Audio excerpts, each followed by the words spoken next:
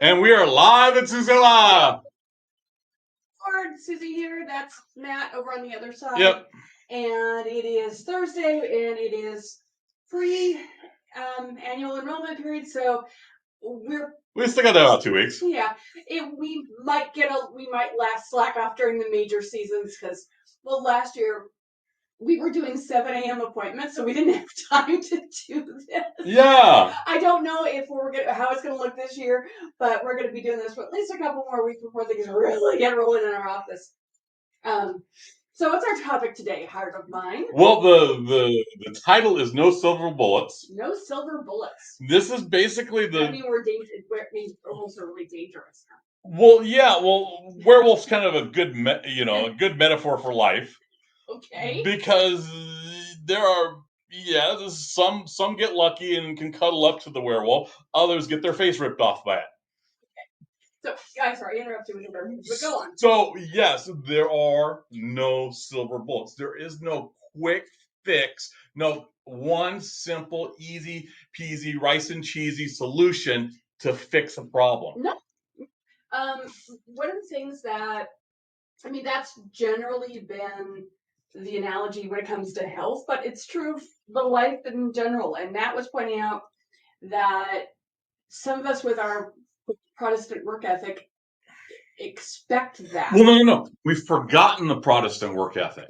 Okay, so to help clarify what obviously I got just a little bit backwards on that one. Yeah, okay. The Protestant work ethic is for you non-Gen Xers and younger, is you go in, you work day in, day out, and at the end of 50 years, they give you a watch, you retire, woohoo, you spend the time with the grandkids, you die. Wonderful life. Okay. We really didn't, for the most part, did not get that opportunity. No. We don't have the retire with a pension. Mm-hmm. We are probably not even going to get a gold watch. We'll be lucky if we don't get fired before anything we invested comes to fruition. The generations younger than us, we Gen Xers, we came at the very end of the pension program, so some of us have, the older ones like us, like Matt and I, we do probably, I've got a little pension, Matt's got a little pension. Yeah, they got like maybe 10 grand in there or something. Yeah, we both have tiny little pensions coming in from previous jobs. Yeah. They were not offered shortly after we were hired. Yeah, they usually cut off at the end, and just because we put, a duration of 10 years in, who knows, they might not be available by the time you roll around. Those pension funds might be completely drained by the time we're ready to use them. During our lifetime, the retirement age creeped up to 67. Mm-hmm. They're talking about, hey, we're going to make it a little bit longer for you to work, and these are by people who have never worked a day in their life. Yes.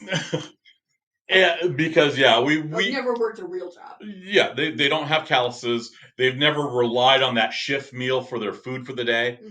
Mm-hmm. Probably never slung bullets down range for the service. Never sweated over a fast food grill. Never had to smile when they're being yelled at by somebody who thinks that they're better than they are. All right, but meanwhile, so that was a silver bullet that sometimes our previous generations it was the, hey, you're going to graduate high school, and then from there you're going to graduate college. And then from college you're going to get a good job. You're going to get married. You're going to have 2.5 kids, a house, and a dog, and a minivan. And that was boom. Yeah, that was the myth of the nuclear family, and it was always a myth. It was never absolutely. It might have been the dream, but it happened for most people. Did not have that happen. Yeah. But it's so embroiled in our ethos. I mean, even when you were a kid, I know you heard, hey, you know what? Move to Seattle, you get a good job. I heard it, didn't believe it. You didn't believe it, and you had a lot of your friends that did try that option. Absolutely. They wanted to go experience the big city, which is fine, go for it. A lot of them came back. Yeah. Some of them stayed. That's because they're working on an individual situation. You can't expect like Matt says, the silver bullet. There is no rubber stamp. This is what's going to happen because everybody's experience is different. Everyone's unique. Everyone's got a unique. Well, yeah, experience. it takes work. It's like, yeah, you move to Seattle, and then you got to network. You got to get lucky. Yeah, you're not going to get a good job. You're going to work at McDonald's, just like you would have if you stayed in your hometown. Yeah, you're gonna scut it out, and do the best you can and eke out, and maybe you'll get lucky. And maybe you will maybe you'll meet some awesome people, and maybe you will get a job that works for you, and maybe you will be able to just knock out the park. And I hope you do. And it requires you to put the work in. No one's going to flip and hand it to you on a silver platter. Moving to another city isn't going to solve all of your problems. Having a raise isn't going to solve all of your problems. Retiring isn't going to solve all of your problems. It just creates a new set of challenges. Oh yeah, and that's the thing. But for some reason, it's being ingrained into our culture that, hey, there's one fix, there's one big score. Yeah, that's all you need. The panacea is a medical term for it. The pill that's going to fix it all, and it just doesn't exist. It's not a human thing. It's not a human nature thing. We're just not wired for that. We might like it. We might love the idea. Well, it's the belief in the lottery ticket. The thing is, you win the lottery. We all know that if you become a millionaire from the lottery, you're just freaking doomed. Well, the odds of you... Okay, we've all seen the stories about people who have blown through their $32 million lottery winnings and have nothing left. Because that was not a silver bullet. It just created a new set of problems. Well, you also see the same thing with athletes. Oh, very much so. Famously, Dave Bautista, when he got fired from WWE, he lost his house, he lost everything in Florida. And he had to work hard to reinvent himself. And he did a very good job. But not everybody's got the capacity to do that. No. Sometimes they end up, living rough. This is where you can end up suddenly living in your, living in your best friend's basement because they're the only ones that could give you a roof over your head. Well, that's why I prefer the tiny steps. Okay. And acknowledging the tiny steps to get there. A great example of this is we support small business. Very much so. And one of the reasons I really support small business is I remember when Alcoa left. Yeah. Alcoa was a massive employer here in town. It was about 700 employees. Like that, close to 1,000. Yeah, it was a lot of employees, high-paying jobs, and they shuttered the aluminum plant.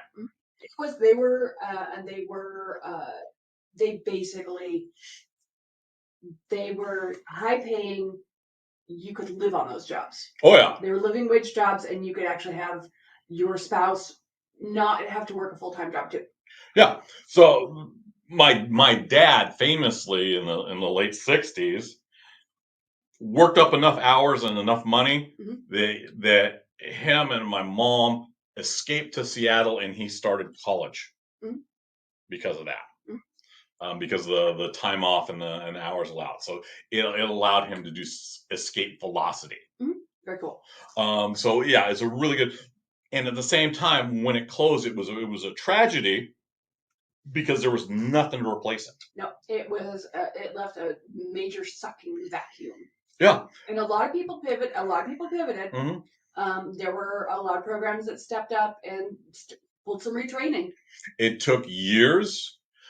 And the fact that the community took that big of a hit for that long really says it's like, yeah, if we supported it at the same time instead of that big one massive, what if we had 10 medium plants and only one went down?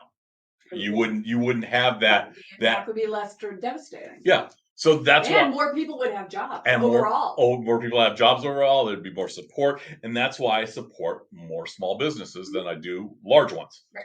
Big corporation, the big corporate town is always going to be vulnerable to that. Always. Yeah, and that's why I'm like, but we're conditioned for that. Yeah. We're conditioned. Hey, get a good job will give you health care. Yeah. That's a conditioning. And yes, it is. And that, boy, is that not a silver bullet. You get a job, you get health care. That's great unless it's a garbage plan. Yeah, and they do that these days. Oh my gosh, this is the least usable plan they can get away with. Mm-hmm. And we've seen that as like, oh well, hey, that's great and all. You've got a $3,000 deductible before they do anything. If you're lucky, it's $3,000. And then everything's out of network. Yeah. Oh yeah, we've run into that. We've seen that one. And then there's always that. Oh, you can get this inexpensive plan, but you've got to contribute. It's an HSA plan, so you've got to contribute, $5,000 yourself before it even looks like you can begin to use it.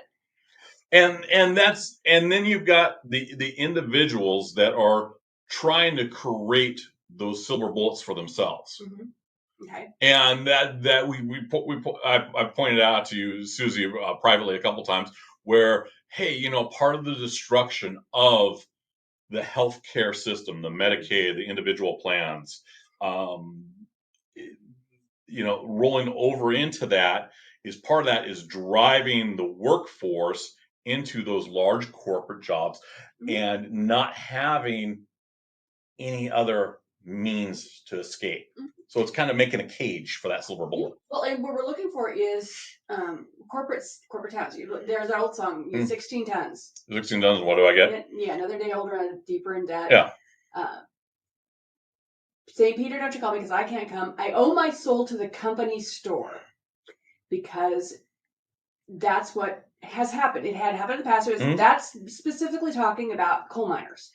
Oh yeah. And what used to happen is the coal miners were working for the companies, and they would own they'd own the towns, they'd own the stores, they would own where you lived, and you had to work for them in order to use those facilities, and the company store would advance you credit so you could buy what you need, but you'd be paying out of your paycheck, and it was I owe my soul to the company store. Oh yeah. You are trapped in those situations.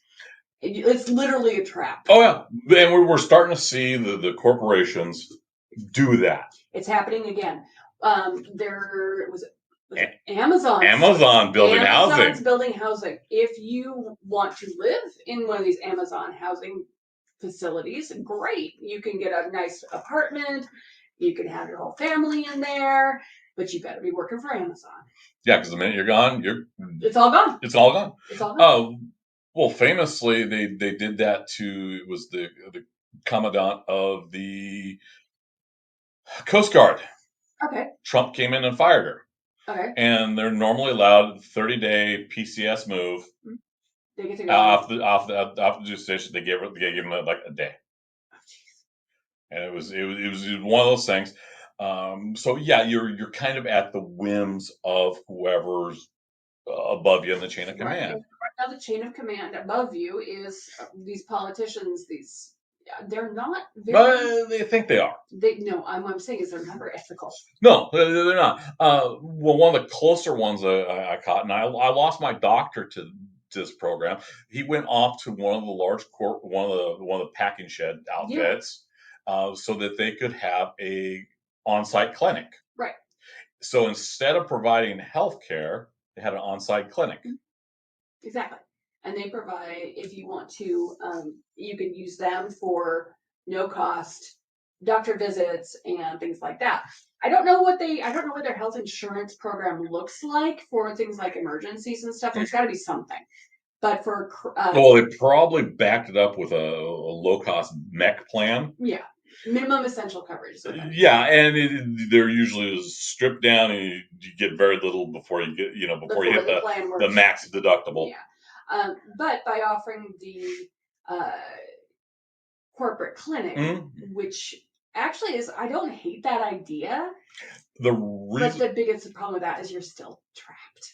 You're absolutely trapped, and it shows that companies not willing to go out and legislate to Olympia. Hey, we need to improve this situation. Oh no, they're just no. As far as they're concerned, they're looking at it as what is the cheapest I can do by being quiet.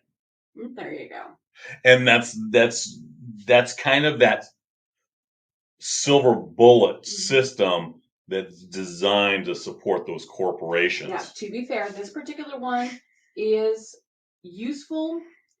I'm gonna give them a kudo on this one because a lot of the people who work for them are not necessarily properly documented, and it gives or their family members may not be able to get health insurance of any kind.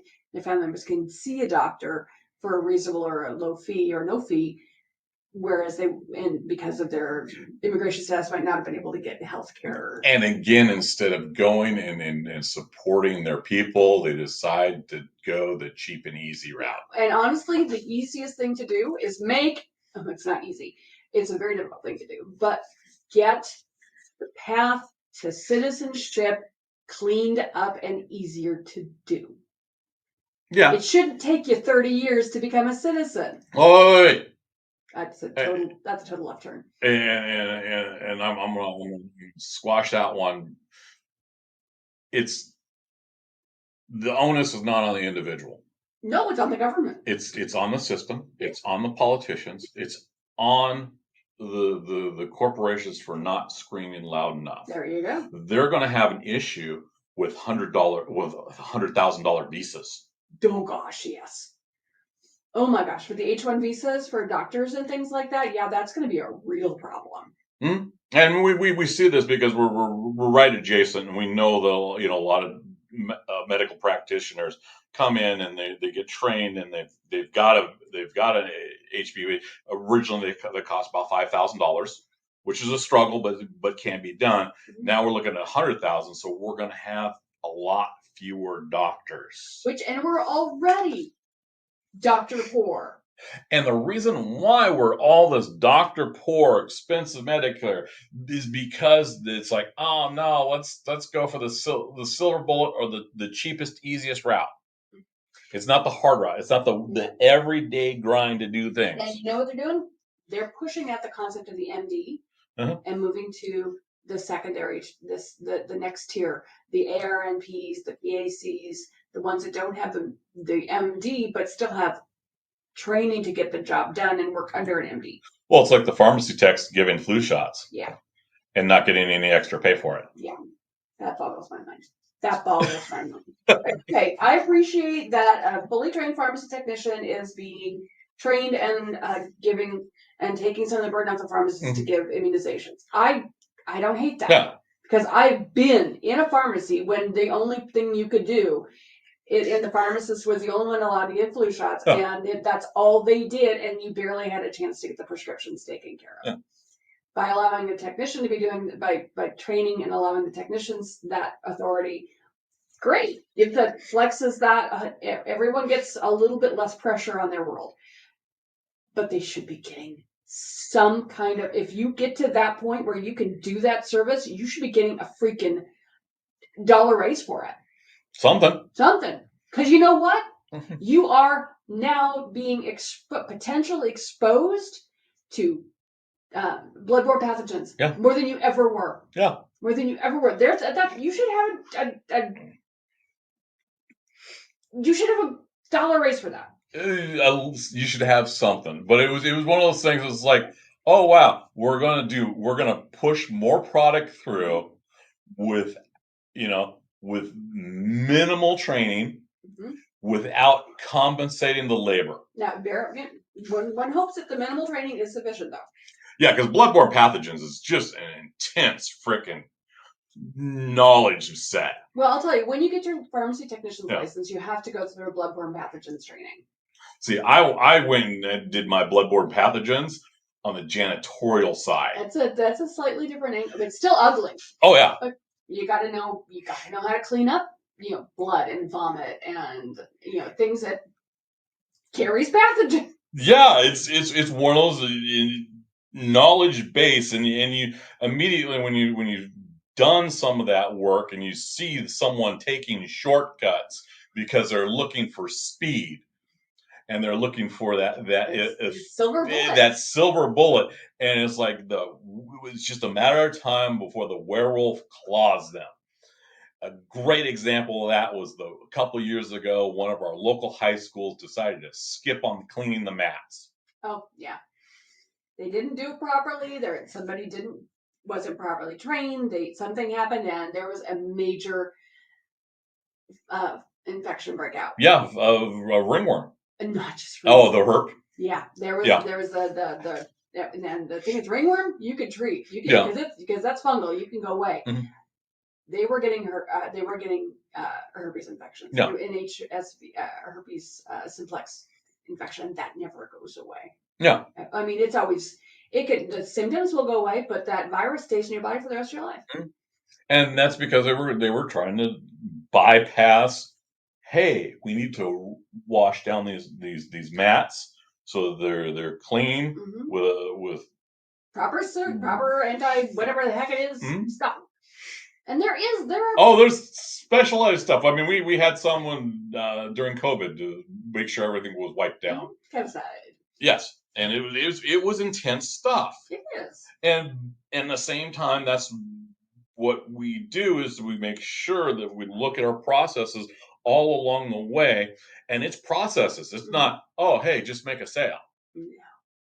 It's a process. It's a process all the way through, and that's what I was trying to tell Susie, because we're starting to look at numbers, and it's like, oh, we're doing okay, and it's not one single thing that got us here, but in our minds, we're like, oh yeah, we're okay because of this. That we can't find the single this. No, there's no this. Well, we were doing. I know in my head, I was saying, once we get past this, all will be okay. Mm-hmm.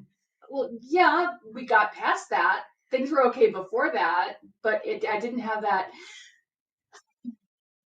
you anticipate. That giant feel of release.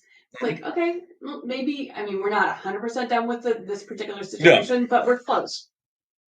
Thing is, we have blown past like a freight train with the stress that was causing. Yeah. We're in a whole different ball game now.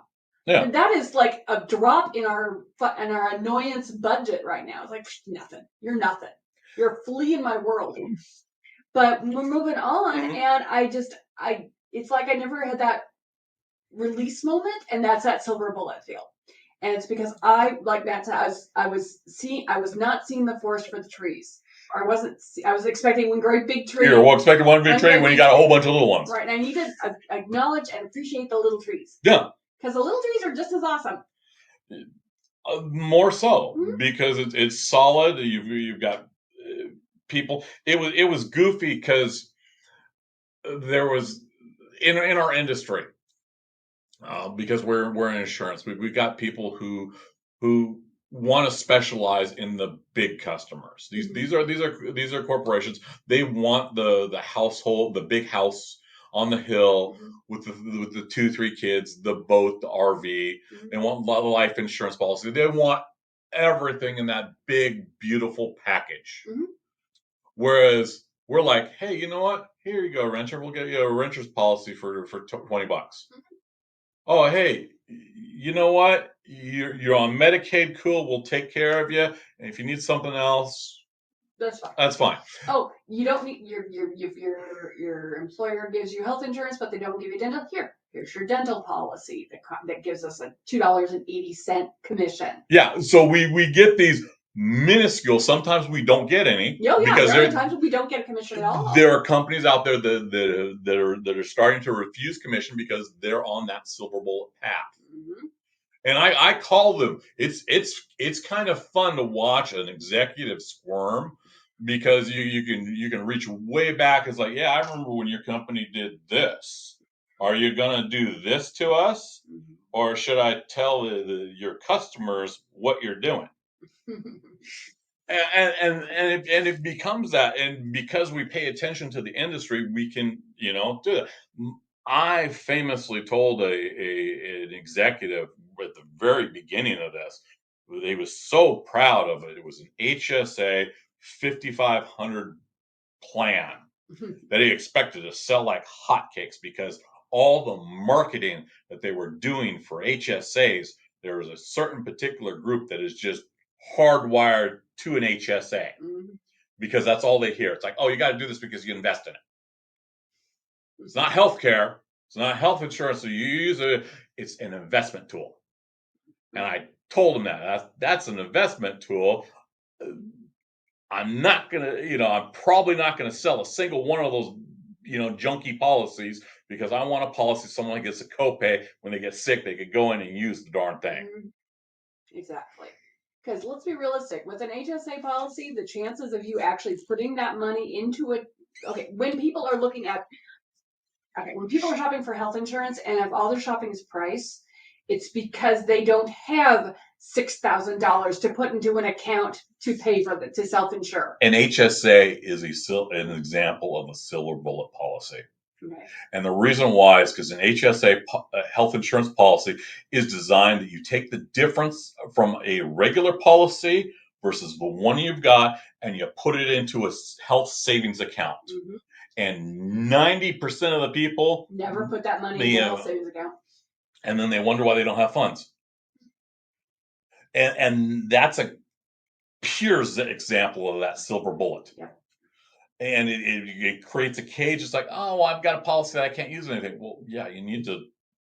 And we're seeing that. It's like, hey, look, if you got a policy, it needs to work. Mm-hmm. And we get this weird belief structures when we're not experts in the field. Mm-hmm. I mean, I was shocked that one of our volunteer programs for Medicare was just point blank saying, yeah, you don't have to be a Medicare expert. Okay, cool.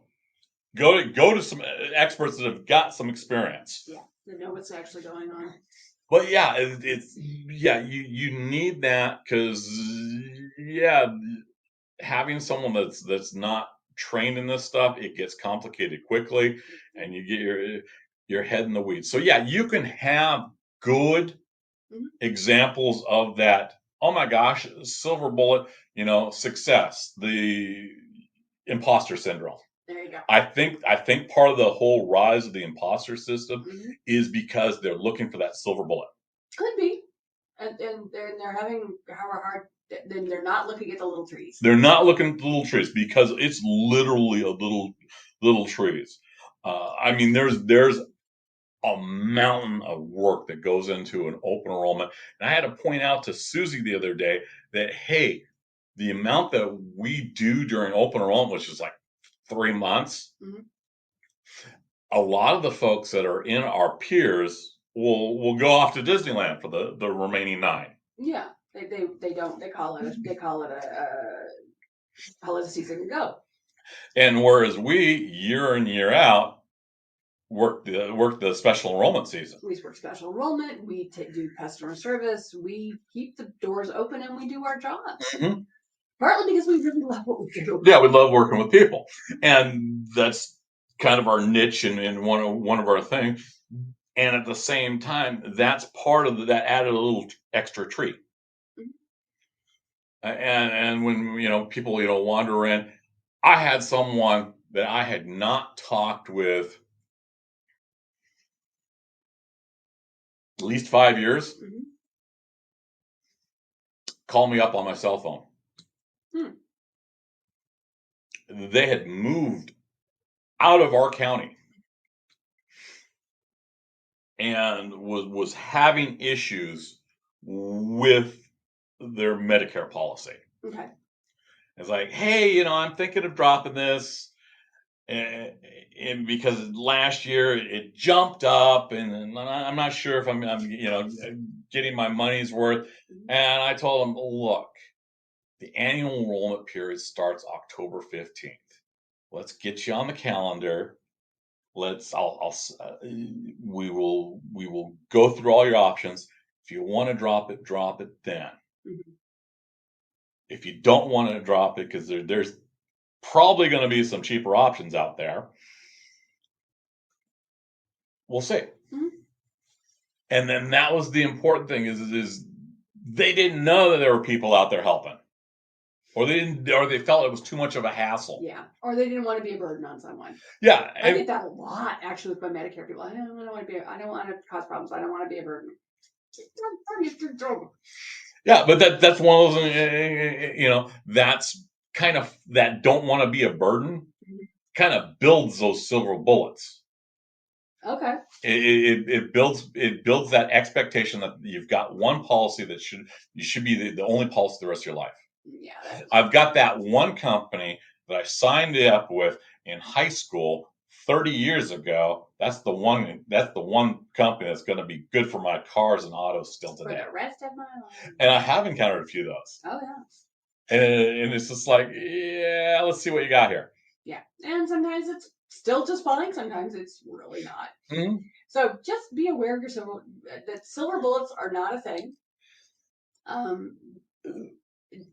Just watch, go for the little trees instead. Go for the little trees. It's a lot of hard work. And when you get successful, acknowledge all the little trees. There you go. Because then it's like, oh, well, that helps out with that imposter syndrome really quick. Yeah. There's no one coming to save you. There's no apocalypse. There's no golden watch at the end of 40 years. Yep, and you're not going to get... Yeah, there's no apocalypse. Yes. All right, moving on. No rapture for you, unless it's Blondie. All right, so hey, have a great week. We'll talk again next week. Have a great one. Bye. All right, bye.